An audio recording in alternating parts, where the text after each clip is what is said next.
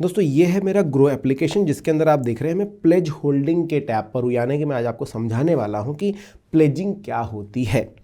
ठीक है, अभी प्लेज्ड में कुछ नहीं अवेलेबल में मेरे पास यहाँ पर कुछ मनी दिखाई दे रहा है। 72 रुपये 80 पैसे मुझे प्लेजिंग में मिलने वाले हैं। कुछ हेयर कट है, सारी चीज़ें एक्सप्लेन करता हूँ। अब देखिए प्लेजिंग क्या है पहले वो समझते हैं। तो दोस्तों प्लेजिंग यानी गिरवी रखना। आप जो आपका ब्रोकर है उसके पास ही अपने लिए हुए स्टॉक्स को जो कि होल्डिंग में आपके पास रखे उसे प्लेज करते हैं, उसे गिरवी रखते हैं और उसके एवज में कुछ पैसे लेते हैं और फिर उससे ट्रेड करते हैं। मान के चलिए आपके पास 1 लाख रुपए का कैपिटल है, आपने सारा का सारा जो है होल्डिंग में ले रखा है। अब आपको लग रहा है कि यार मैं ऑप्शंस में ट्रेड कर लूँ या फिर मैं फ्यूचर्स में ट्रेड कर लूँ या फिर मैं इंट्राडे ट्रेड करूँ आज के दिन, लेकिन आपके पास पैसे नहीं हैं। तो आप क्या करेंगे, आपकी जो होल्डिंग है, जो भी आपके होल्डिंग में शेयर्स हैं उनको करेंगे प्लेज, उनको रखेंगे ब्रोकर के पास गिरवी, उसके एवज में आपको कुछ पैसे दिए जाएंगे। अब इसमें 2-3 चीज़ें आती जो अच्छे से समझ लीजिए। यहाँ पर जब मैं प्लेजिंग पे जाऊँगा तो यहाँ पर आपको दिखाई देगी हेयर कट 35% से। अब हेयर कट को आप समझ लीजिए कि हर एक स्टॉक का हेयर कट अलग अलग हो सकता है। इस पर्टिकुलर स्टॉक का हेयर कट है 35%, मतलब कि अगर ये 100 रुपये का है तो 35 रुपये अपने पास सेफ्टी के लिए रखेगा और 65 रुपये मुझे प्रोवाइड करेगा। अगर स्टॉक 100 रुपये का है तो 35 रुपये अपने पास रखेगा, 65 रुपये मुझे देगा गिरवी के बदले कि भाई 65 रुपये का तुम इस्तेमाल करो। क्योंकि हो सकता है ये भी गिरे और मैं 65 रुपये भी हार जाऊँ, मतलब ट्रेडिंग में मेरे लॉस हो जाए, तो वापस कौन करेगा। तो इस वजह से ये थोड़ा सा अपने पास रखते हैं। हर एक स्टॉक का अलग अलग होता है। बहुत बड़ी बड़ी कंपनियां हो गई, अगर बड़े स्टॉक हो गए तो वहाँ पर आपको 20% का हेयर कट दिखाई देगा, मतलब कि 100 में से 80 रुपये आप यूज़ कर सकते हो।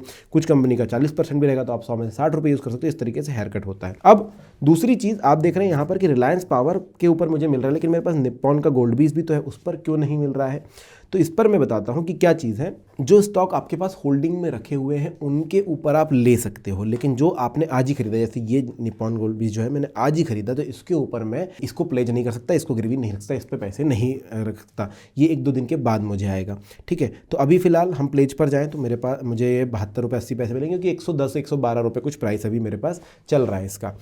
ठीक है, अब इसके फ़ायदे कुछ हैं और नुकसान कुछ है। तो फ़ायदे मैं आपको समझा देता हूं, उसके बाद हम आगे बढ़ेंगे। फ़ायदा ये है दोस्तों कि रिलायंस पावर को अगर मैं प्लेज करता हूं, 5 स्टॉक है मेरे पास, अभी हम होल्डिंग में जाते हैं और इसका प्राइस जो है चल रहा है 22 रुपये 40 पैसे। मान के चलिए 30 रुपये हो गया।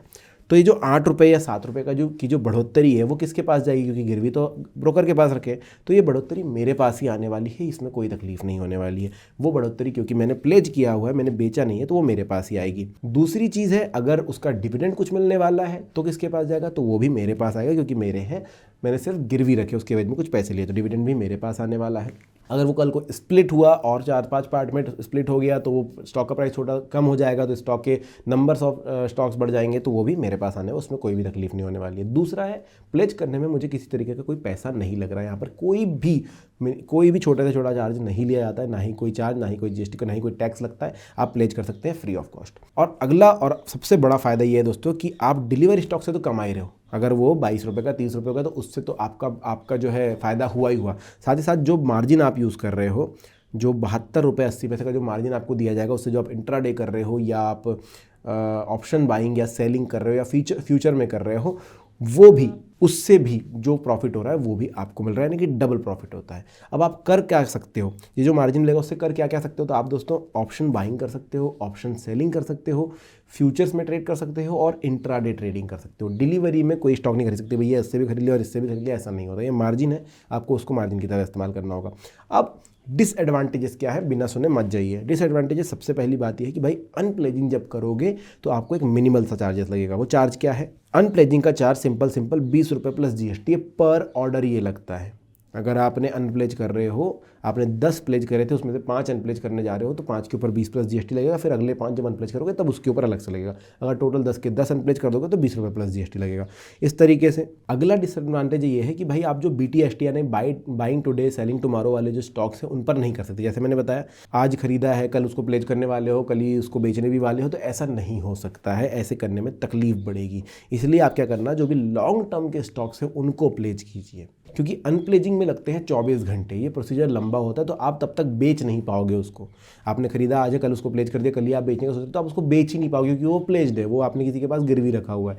तो अगर उसमें प्रॉफिट बढ़ता दिखा तो आप नहीं बेच पाओगे। इसलिए सोच समझ कर फैसला लेना कि किसको प्लेज करना है। अगर प्लेज कर रहे हो तो आप अगले 24-25 घंटों तक तो कम से कम इसको नहीं बेच पाओगे। ये चीज़ याद रखना, अगर अनप्लेज करोगे तब भी। और अगला है, दोनों के दोनों में लॉस भी हो सकता है भाई। रिलायंस पावर का प्राइस 22 रुपये 40 पैसे, अभी अगर वो 18 पर आ गया तो वहाँ से तो लॉस हो ही रहा है, साथ में 72 रुपये 80 पैसे से क्या पता मैं सही इंट्राडे कर रहा हूँ या नहीं कर रहा हूँ, सही ट्रेडिंग कर रहा हूँ नहीं कर रहा हूँ, उसमें भी लॉस हो सकता है बड़ा, और वो लॉस मुझे बियर करना पड़ेगा। अब दोनों लॉस मुझे बियर करना पड़ेंगे, इसीलिए जो लॉस है उसको काटने के लिए हेयर कट रखा जाता है 35% का, कि भाई ब्रोकर का कहीं से भी कोई ब्रोकर का जो है घाटा ना हो।